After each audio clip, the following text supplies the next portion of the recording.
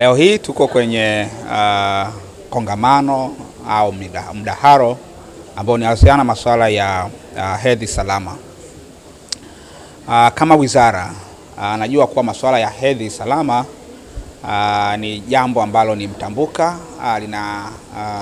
linahusisha sekta kadhaa wa kadha, lakini kwetu kama Wizara ya Afya na hasa sekta ya afya tumehakikisha kwa wajibu tulionao kuhakikisha kuwa tunakuwa na miongozo ambayo inaeleza kinaga ubaga namna tunavyotakiwa hasa kuenenda kwa ajili ya kuweza kuwafikia hawa vijana wetu na masuala ya hedhi salama. Kwa sasa kuna hatua kubwa sana ambayo imepigwa.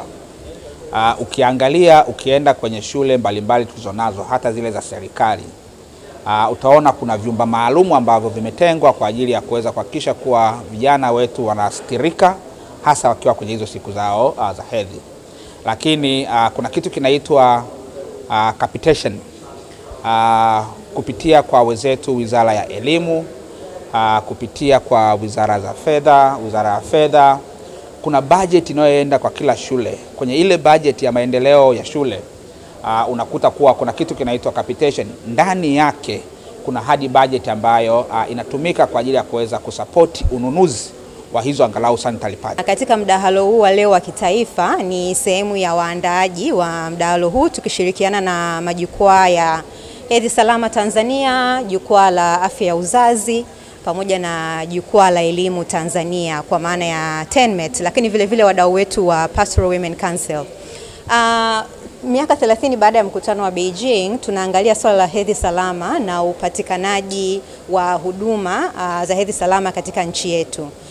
Tunaamini kwamba jukwaa kama hili linatoa nafasi ya wadau kuzungumza umuhimu wa kuhakikisha swala la hedhi salama linaweza kupewa kipaumbele, kwa sababu hedhi salama sio tu ni swala la kiafya, ni swala muhimu pia sana kwenye kufikia masuala ya usawa wa kijinsia. Lakini tunakubaliana pia hakuna maisha bila hedhi salama. Kwa hiyo leo tumekutanisha wadau hapa wakiwemo serikali, wizara ambazo tunaamini ni muhimu sana katika swala hili, lakini vile vile wasichana wenyewe ambao tunaamini wanahusika moja kwa moja katika swala la hedhi salama, pamoja na wanamtandao, kujadili ni hatua gani na vipaumbele gani tunaweza tukachukua ili kuhakikisha haki hii ya msingi inaweza kupatikana na wasichana wengi na wanawake wengi Tanzania wanaweza kupata hedhi salama. Kuna vitu vidogo vinaturudisha nyuma kama taifa, lakini tukivitatua wala havihitaji pesa nyingi, vinahitaji tu kuweka mipango madhubuti na mikakati na kuhakikisha tunashirikiana na jamii inayozunguka ya pale maeneo husika na tunajenga vyoo. Hamna mzazi ambaye atapenda mtoto wake aweze kujisikia wa tofauti. Akisikia swala hili limehamasishwa na linaleta tija na analielewa, tunaweza tukashirikiana wote kwa ujumla wetu kuhakikisha kwamba hili swala linakuwa tu ni la historia, limepita kule. Ni aibu sana kama taifa, kama jamii, kama wazazi, kama walezi tunajadili hili swala at this material time. Jamani, ni karne ya ngapi tena tuna discuss pads? Ukisoma historia ya pads, wenzetu walizivumbua tangu huko kidogo kidogo mpaka wakazimprove wakafika hapa miaka 1600.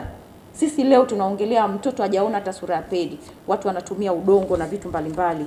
Inashusha utu wa mwanamke na inaleta magonjwa kama urinary tract infection na magonjwa mengine mwanamke anayapata na kuharibu na kuleta michubuko na misuguano na kuharibu kabisa umbo la vyake vya uzazi ambavyo ameumbwa na Mungu, kwa sababu ya kujaribu kutafuta mekanizmu mbalimbali za kujisetiri ambazo muda mwingi si salama na zinamfanya anakuwa kwenye compromising situation. Bidhaa ya hedhi salama ni kifaa tiba, lakini ukiangalia vifaa tiba vingine havitolewi kodi. Kwa mfano dawa ambazo tunazitumia kwenye hospitali zetu ni vifaa tiba pia. Na kwa nini sasa swala zima la pedi siingizwe kama ni kifaa tiba? Na ikishaingizwa kama ni kifaa tiba, ina maana kodi itakuwa imetolewa.